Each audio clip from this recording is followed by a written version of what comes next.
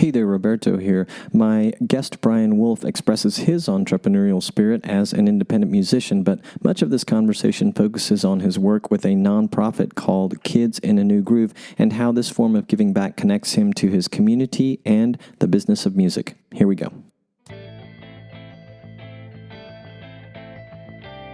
This is the Partner for Leads Biz podcast for small business owners and personal brand builders. It's for those of you who want to build your business in a smarter, relationships-first way. Would you like to know what I'm learning from business owners and entrepreneurs that I interview for this podcast and the others I've known for 10 or more years? Head over to partnerforleads.com and join our community. You'll get an occasional email from me with tips, insights, lessons learned, the latest podcast episodes, and much, much more. Plus, you'll get a free gift from me that I think you're going to enjoy. Partner for Leads is part of a referral leads group network, providing tools and resources to help referral leads groups manage all the things they need to manage, like fees, incentive programs, member activity, group growth, and sustainability. Head over to partnerforleads.com to learn more. This episode is powered by WillServe Business Solutions. WillServe helps businesses and commercial property owners increase profits and reduce expenses. They do this by helping owners realize large, specialized tax incentives and expense reductions. It's a no-risk, no-obligation, contingency-basis service. If there's no savings, there's no cost incurred by your business. WillServe doesn't need your financials or access to any of the professionals that currently serve your business. It takes 8 simple questions in less than 5 minutes for WillServe to estimate potential savings to your business. Go to partnerforleads.com/will to learn more. Again, that's partnerforleads.com/will, WILL.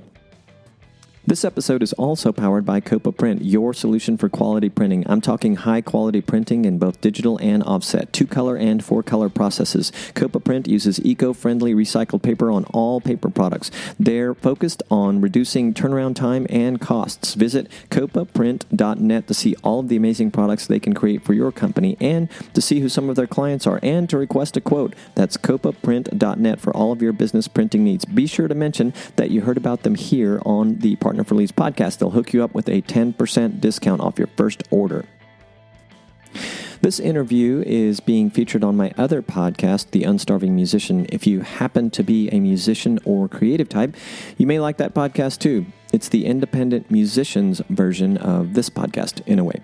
Indie musicians deal with most of the same challenges that small business owners do. Brian Wolff found a way to give back to his local community of Austin, a way that really sings to him, so to speak. He's involved with Kids in a New Groove as a mentor coordinator. They work with kids in foster care. It's a youth mentoring program with a slant toward teaching music. Consequently, he's been a full-time musician and now splitting his time between his music and being part of the Kids in a New Groove team. I think the underlying theme speaks to the importance of giving back as a business. Giving back enriches our community, our businesses, and our hearts, after all. You will also get a glimpse into the entrepreneurial facet of being an indie musician such as Brian. You will hear the connections between the independent musician world and the small business world. I find those connections endlessly fascinating. Here's me and Brian Wolff. We are ready. Let's do it. Brian, thank you for spending time with me today. It's really wonderful to have you back on my podcast, and today, podcasts, plural. Yeah, thanks for having me. Of course. You and I, for people that are listening to the Biz podcast, you and I are acquainted by way of my Unstarving Musician podcast. And for those of you listening to the Unstarving Musician podcast,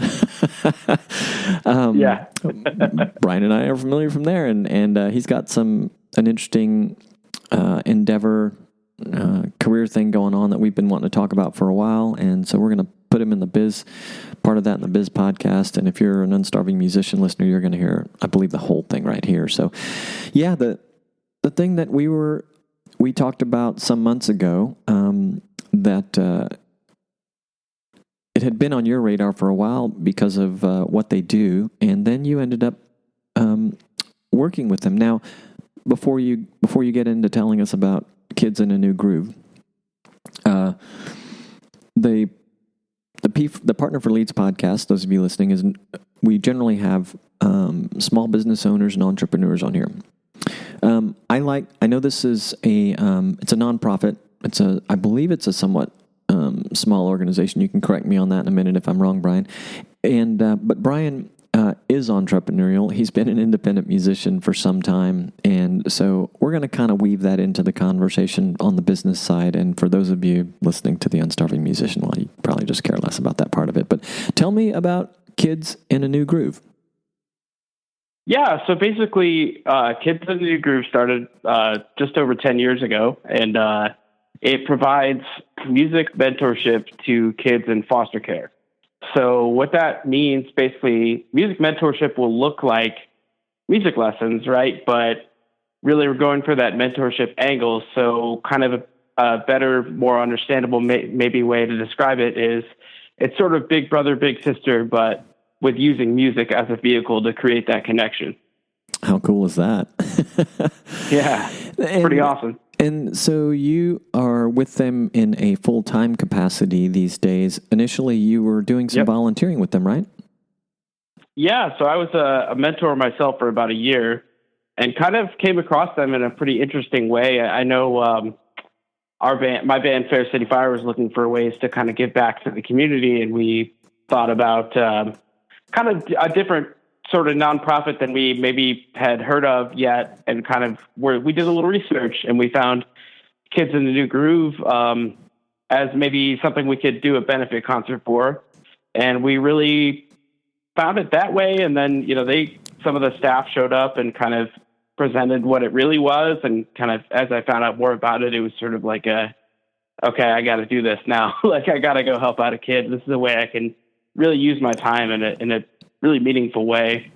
And so that's kind of how it started. And I was a mentor for about a year, and kind of, unfortunately, as what happens a lot in foster care, my student had to move away. Students, at least in Texas, have to move on average 6 times while they're in foster care. Oh my goodness. Which is just unbelievable. That stat is staggering if you think about kind of what that means. I mean, it's not like you're moving with your family somewhere. It's like you've got a whole new group of people you're living with, new situation, probably a new school, all that stuff. So that just adds to kind of the stress of the whole thing. And so, unfortunately, my student had to move away, and it was about 3 hours away, so we really couldn't keep our mentorship relationship together. But at that same time, this position for community engagement coordinator opened up, and they told me about it, and it was just kind of the timing of it was like, okay, well, I got to go do this now. Like, this seems like a really good way for me to kind of spread the word and spend my time doing that and helping more kids indirectly. Yeah. So what does that entail for you on a day-to-day or weekly basis, being the community engagement coordinator? So, I mean, really kind of, we've been pretty focused this year on developing sort of like lanes for everybody. Because we're so small, there's only 4 of us on staff.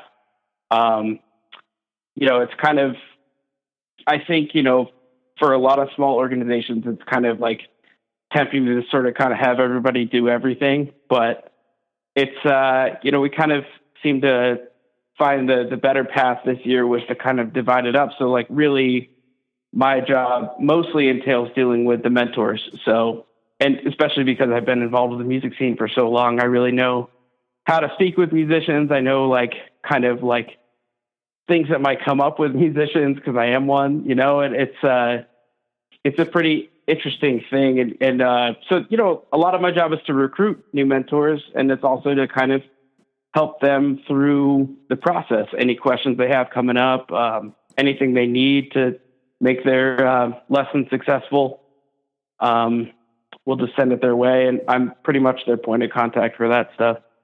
And how are you doing in terms of meeting the demand, I guess, both personally and I guess on behalf of Kids in a New Groove? How is Kids in a New Groove doing where meeting the demand for this program and your demand as the coordinator of community engagement, the demand for the right type of mentors? Yeah, so I think, like any good business, there's, kind of goals set every year of what what should happen within the organization. And, we've kind of got hard numbers we're trying to hit, and basically this year, the goal was to grow by 60 mentors. And we started at around 76 or so. And we are started the year around that. And then we're at about 117 now. So things are on a good track for sure. I'm pretty happy with kind of the way things are growing. And, that just means that we're helping out more kids. There's over 180 students in our program now. Oh, that's nice. So yeah, it might be a little bit bigger than you might think. It's pretty far reaching. I mean, it's within the Austin area and surrounding areas, but there's just a lot of kids in need, a lot of kids that are in foster care that really need some support and need kind of maybe a new way to get out some of the things they're feeling. And just really having a positive, stable adult come into their lives regularly makes a huge difference. Yeah, I believe I'm kind of looking for it. And you might know here's one of them. And this is from Kids in a New Groove on Facebook. More than 500,000 American children are in foster care. And they're usually there because their options have kind of run out due to various circumstances. But yeah, that's a lot of kids. Texas is a big place with a lot of people, so I can imagine that a good chunk of it is right there in the greater Austin area.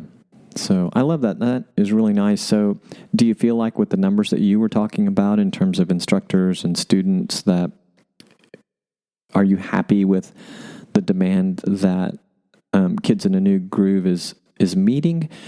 And not to say you're unhappy with it. I'm sure that you sound proud and happy with where you're at. You did say that, but I guess what I mean to say is, are you feeling still a lot of room for growth, or there's room for growth? You guys are on the perfect trajectory. What's your sentiment on that? I really think we're on a good path here, and I think it's only going to grow as we kind of keep getting the message out there. Mm-hmm. And I think really there's no reason to kind of limit ourselves on that. There's unfortunately always going to be more kids to help. And, and I think there's a lot of kids that we're not helping that would love it. And it's just, they might not even know about it yet because, we're still trying to reach further and make sure more people know about us and can get our services. And then, that obviously means we need more musicians to want to volunteer their time this way. And I wanted to mention to you too, because I met her through you actually. Laura Price is actually one of our mentors now. How nice. She's been on your show. Yeah. Yeah. I was thinking about Laura, when so I'm going to Nashville in October, and similar to when I was in Austin, I've met a lot of people. So I've been reaching out ahead of time to say, hey, I'm going to be in town, and I'd love us to get together just to hang out a little bit. And so I was reflecting on when, we did it in Austin, and some people couldn't make it because they were traveling, which is very common. And I've gotten a little bit of that in Nashville. I may have a bigger number to work with this time, which is always good, right? More people to invite, more commitments, more people actually show up.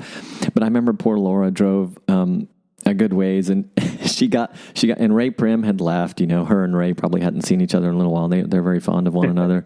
And, she came and she goes, where is everybody? I'm like, well, this is kind of it, but she made the best of it. And I was really happy that the two of you had connected. And I'm even more happy that you told me, that she's involved and you guys have stayed in touch. Yeah, it's pretty great. It kind of happened, she had met our executive director Laura Wood at an event at Antone's, I think, and they kind of just hit it off and started talking about what the program is. And then I just see her application come in. I'm like, I know her.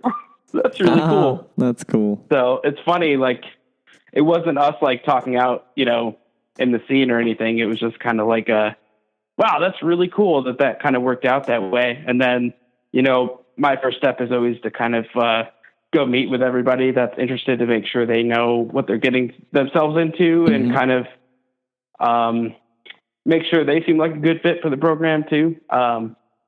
because we don't just take everybody. It's kind of important to be selective and think about like, will this person be good with kids and stuff? And it's kind of it's important to make sure that we're doing our due diligence on that whatever we can. Yeah, she seems. I'm also thinking about her story and her youth and her music education, and she just seems like a perfect fit for something like that. So that's cool. What? Yeah, she is. So clearly, Kids in a New Groove is a great organization. It's a great cause, and on the surface, everything we're talking about, I can totally see the appeal. And there's a lot of other things. You're a musician, and you're able to you're the type of person who can do mentoring, teach kids music. Is there anything about either Kids in a Groove as an organization, maybe the people, or something beyond what we've already discussed, or maybe just something personal that attracted you to the whole thing to start with? I mean, I don't really know if there's anything like deep and super personal that really brought me in. It was just kind of like a way that I saw myself able to like give back, and Sure. And really a side benefit that I think a lot of people don't think of when they sign up for something like this, is that you're really plugging yourself into a pretty cool network of people too. I mean, like I mentioned, there's 117 mentors right now, I believe. Mm-hmm. I'll have to check the numbers on that. But, that's 117 musicians in the Austin area that are all like good-hearted people that want to spend their time this way. So it's like when we have our mentor appreciation happy hours, it's kind of cool, the conversations that go on, with people that are all sort of in the music scene in their own way. And, so that's kind of a little side benefit, and it's pretty nice to kind of see that happen and sort of connections being built through that, through everybody just doing something good with their time, and I think it's kind of maybe a little side benefit. Nice. For sure. And today you and I are sort of working on your commitment to spread the word about what Kids in a New Groove is doing. I think it would be fun to know what other things or where podcast appearances might plan, or what other types of activities that you've done that are growing your network for Kids in the Groove, and how that's impacting your network on the other side of life, your music life, and maybe something else. Yeah, it's pretty interesting how kind of all that works. I mean, we've definitely gone to events put on by the Austin Music Foundation that are sort of just based on that. Basically, like they'll have a bunch of music nonprofits come out and talk about ways that musicians can give back. And it's sort of like I think they call it the Field of Love Music Expo. It happens every February, and it's pretty cool. So just going out there and talking to musicians is cool. Obviously, there's kind of a lot of avenues through like Facebook and Reddit, a bunch of volunteer websites that if people are really looking for a way to volunteer, they'll find us there. So it's just kind of making sure all that stuff is up to date and consistent, making sure people know about it. And I think really just encouraging word of mouth, because that's going to be the best, like really thing. If somebody hears about what a great time another mentor had doing this and how meaningful it was for them, it seems to be the best way to bring somebody in, Yeah. Get them excited. Well, this is a cool conversation to have for the small business owner and entrepreneurial minded individual, because by and large, they're always looking for the right way to give back. And I think this bit of our conversation is inspirational in that regard, and it hopefully gives some ideas to that demographic on how they can give back, or maybe just sort of check what they're doing. Like, yeah, am I do I feel like I'm making the right impact and to the right audience? And I guess most of us gravitate towards something that we feel passionate for, and obviously we do. And sometimes we're able to attach ourselves to what I'll just call the low-hanging fruit, the things that are easily accessible where we might be, or they're just highly visible. Like, for instance, my wife and I have been involved in a couple of different spay and neuter organizations in Panama. And it's just, we love animals, and we run into other expats that are, and Panamanian people that are involved in this. And so we get involved. As a musician, obvious connection, and you guys in the band Fair City Fire, which we probably want to move our discussion to in a minute, you purposefully put some thought into how you could give back. So yeah, I hope it's a nice inspiration. I do want to talk about Fair City Fire. Before we do that, everyone can learn about Kids in a Groove at kidsinanewgroove.org. And there's some really cool stuff there. And am I correct in saying that all their socials are there as well? But if not, Kids in a New Groove is a great way to search for you guys on Facebook and probably elsewhere. You'll find us anywhere. And you can always email me at brian@kidsinanewgroove.org too if you want more information or you want to sign up. Mm-hmm. Happy to show you how to do that. Yep. And for the business folk who wisely do a little social networking on LinkedIn, I see that there's some sort of link. Yeah, they have a LinkedIn company page, so that's cool. They're on Instagram and the Twitter, so that's nice. Yeah, thanks for the contact there.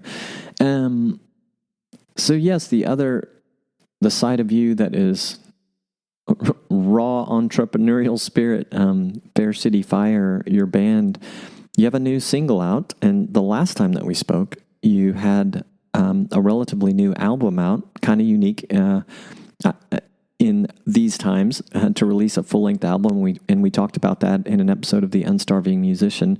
Tell me about the new single. You told me the name is Simple Stupid. Tell me about it, and does it have anything in common with, or whatever comparisons you can make with what you did on your last album? And I want to say the title, but I'm going to get it wrong because it's not right in front of me. So maybe you can say that too, of the last album. Oh, yeah. So the last album was called Shake Your Bones. And it came out last April. We were super happy with the way that came out and the reception that we got from, Austin. And we went on tour as well for that one. And that was great. But, this year we kind of decided, hey, we got to put something out. We've got this song we really like a lot, called Simple Stupid, and kind of really where that came from was just us kind of being intentional about not doing our typical thing of songwriting where we have we try to have a lot of twists and turns. By no means are we like a prog rock band or anything, but we do like to have a lot of little turns and stuff in our songs. And we said, let's just not do that for this one and just see how that feels. And just in a way, it's funny. It seems it's simple, but it was kind of challenging for us to go against our instinct to do that, to make a crazy bridge or something, Mm-hmm. So we wrote this song. It's just 2 chords and, kind of really, we were super intentional about that. And also just it's just a rockin' upbeat song. And it really is just, the lyrics are about keeping things simple. It's, the whole thing kind of was born of that idea, and we stuck with that for sure. Nice. And we went on tour on that single recently, and that was a lot of fun. So let's talk a little bit about the business of music. If you can recall, since the last time we spoke, what are you guys doing different, if anything, or what have you learned on the music scene, and perhaps something about the new single coming out brought to light some new tactics for marketing the whole Fair City Fire machine? And since things are always changing, is there anything new that you guys are doing? Yeah, our big event this summer, and we didn't do it last year, but the 2 summers previous, we did this big event called the Too Damn Hot Affair. We're bringing that back this year. So that's kind of a really big thing we're working on now. And kind of we're talking about it on our social media pages through the tour we just went on and stuff, and kind of really hyping this event because it's a really big deal to us, and we've kind of made it a benefit to the Sims Foundation, at least partially benefiting them this year more so than others. And I think a big thing we've kind of adjusted with that is kind of finding more ways to raise money. We're going to have a silent auction table that all benefits the Sims Foundation, and they're going to be there accepting donations. We've got a sponsor for the event this year, which we've never had that. So that's pretty cool. Detours is going to be sponsoring this event. We've got just Austin Detours. Okay.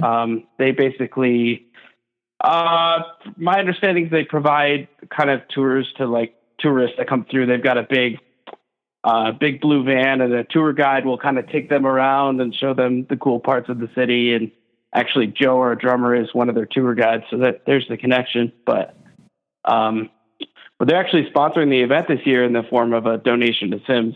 So kind of helping out with some of the silent auction stuff. So it's pretty cool to kind of have some partnerships in place like that, working with other people this time.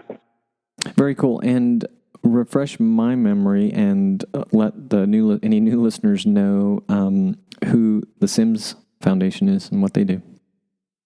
Yeah, so the Sims Foundation provides mental health assistance to musicians in the Austin area and their families. So, they kind of they act as like sort of a middleman, and I can't think of the word for it. Maybe a case manager or something might be the right word. But basically, you contact the Sims Foundation, let them know what you need, like what you're going through, if anything. And it's really a big thing they like to say and spread the word about is like, it doesn't have to be some kind of crisis. It could just be, hey, I could use a little therapy just to kind of help with my day-to-day life. And I think, I fully encourage people to do that, but it's really specifically for musicians. And I think that's really important, especially, with some of their, rehab, like drug rehab sort of functions that they have. Mm-hmm. Stuff like that is just so monumental within our industry. It's so important. And I think they do just great work. And this is something like, as soon as we heard about them, it was sort of a no-brainer. Like, let's help them out however we can. We kind of have been doing this event to help them out in our own small way. And thanks for that. That's cool. And for those of you listening, it's simsfoundation.org. Yeah. Is the Too Damn Hot Affair event yours, or meaning Fair City Fire's event, or someone else producing it? How does that work?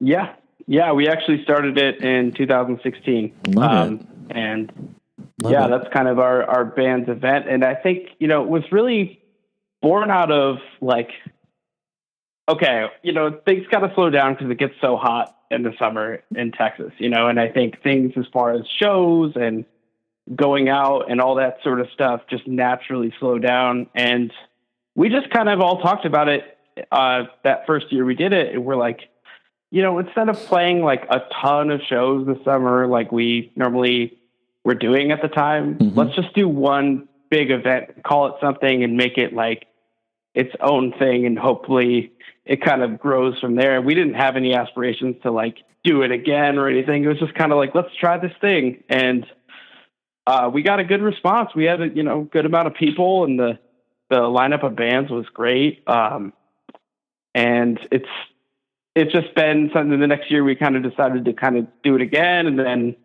the next year we kind of had released the album and went on this tour, and we were kind of burnt out and decided to not do it last year. But this year we're bringing it back, and it's really exciting. It's a great event, and we're doing it at Antone's, which is such a legendary venue.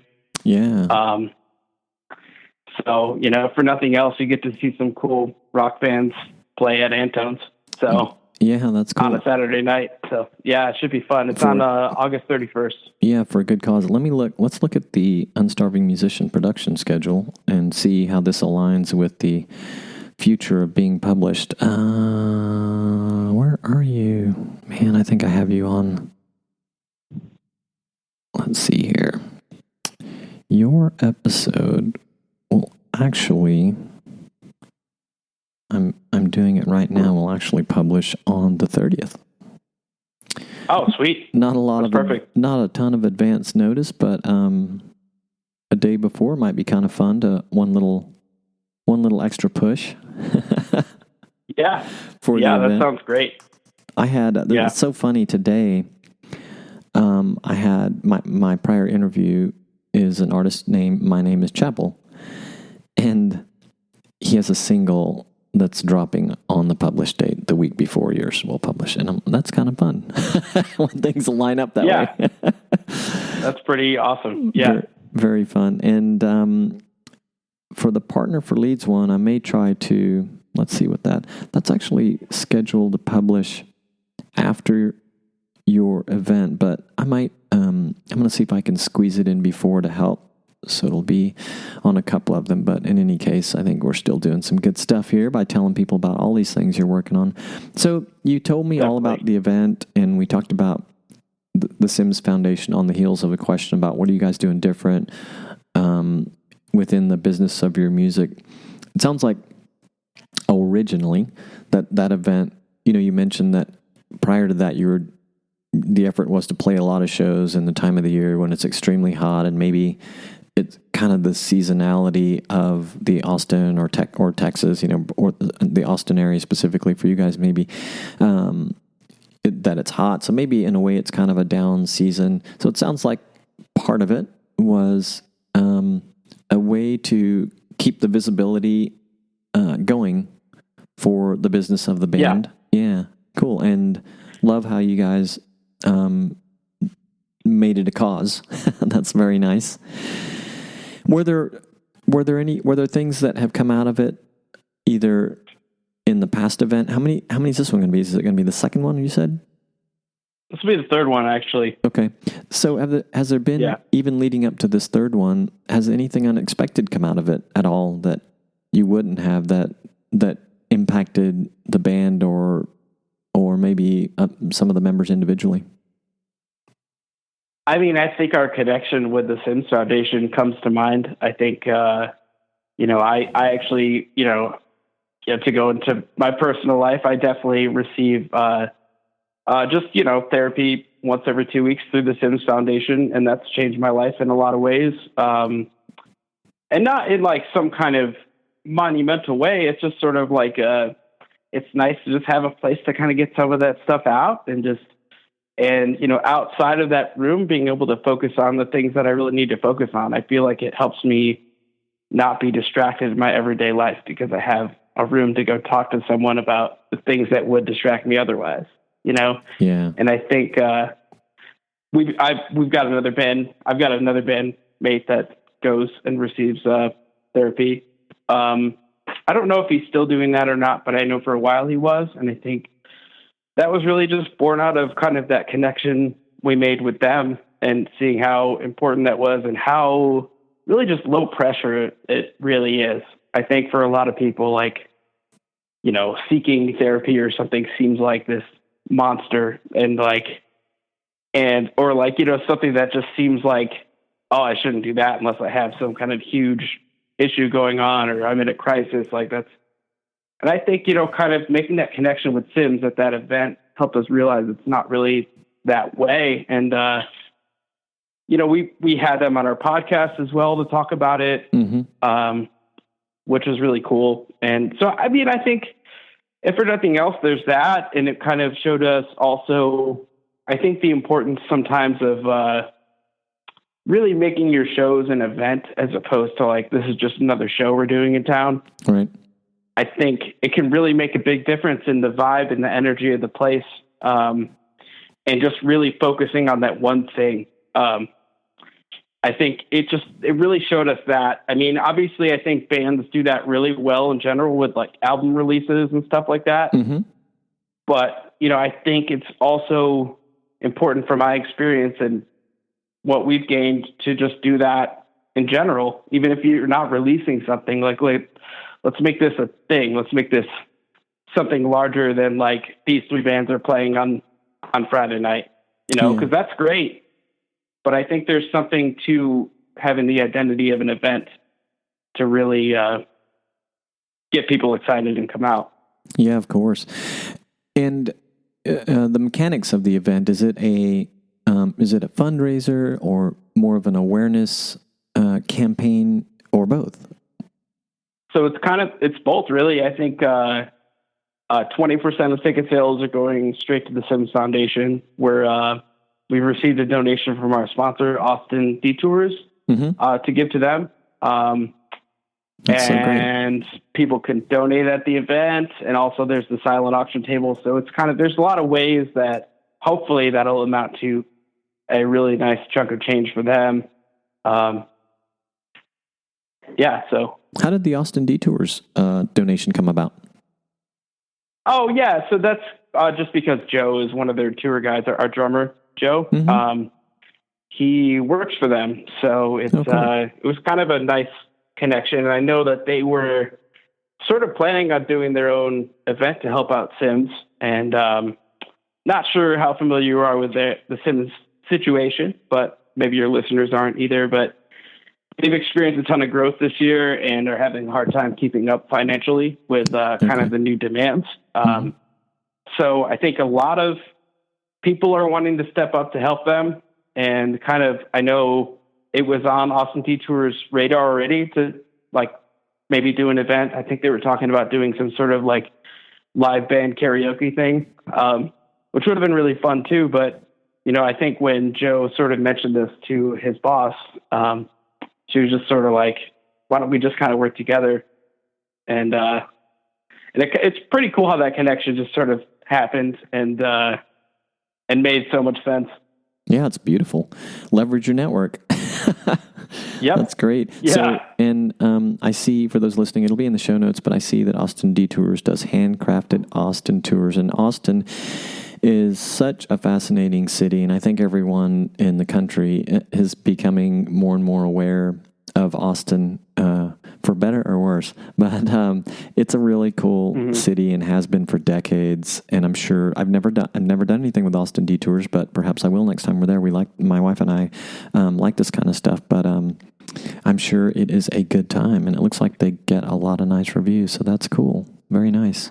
It's funny because Joe offered to take my parents and I out when my parents were visiting on a tour, and it was really funny to see him in that capacity. And man, I mean, he was such a professional. I could tell they trained him really well and stuff. And the way he was speaking was so it was awesome. And he had cool little jokes and it was pretty funny. And I was trying to throw him off just because I had to try, Yeah.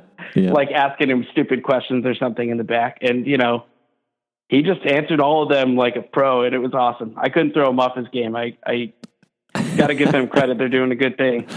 That's for good. Sure.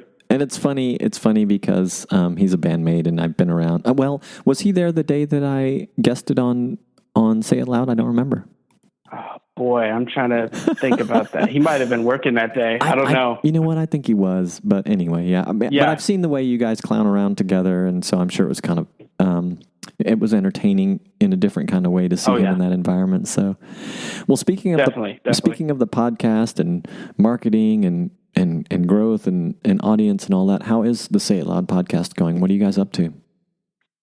I mean, it's been good. It's definitely slowed down a little bit this year, just because I've gotten so busy, and our host Matt Jones has gotten really busy with a new job as well. So, just kind of trying to figure out where we can fit this into our lives now. We still want to do it. It's super important to us. And we've released maybe 10 episodes this year. But we actually kind of just really discovered the way that I think we're going to be able to make it work, where we can release one every 2 weeks and be consistent about it. At least I think that's a pretty, at this point, that's a pretty attainable and like good enough goal, like for us to have something coming out just that much. We're going to basically do 2 in a night is the plan.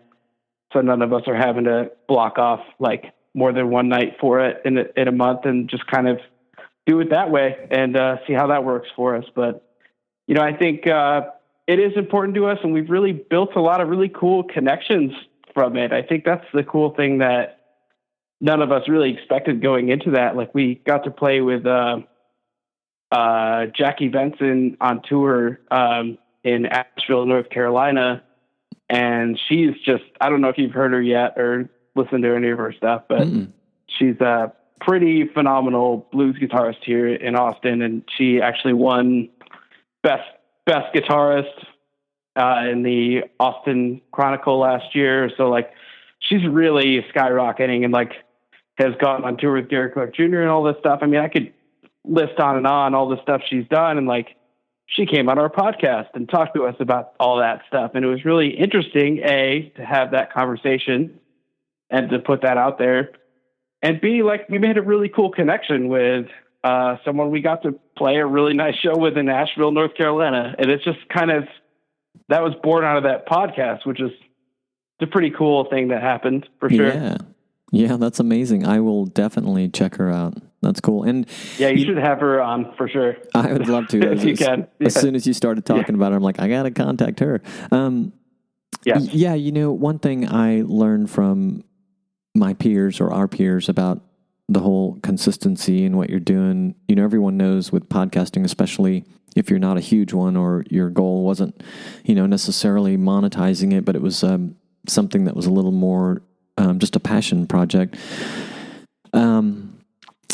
is that consistency is great, but the number one thing is quality content. And I noticed that the world doesn't stop if I miss one of my, you know, like the Unstarving Musician, for instance, has been challenging to do weekly and predominantly interview episodes every week. And I'm at 100. Yours will be 115 or 116.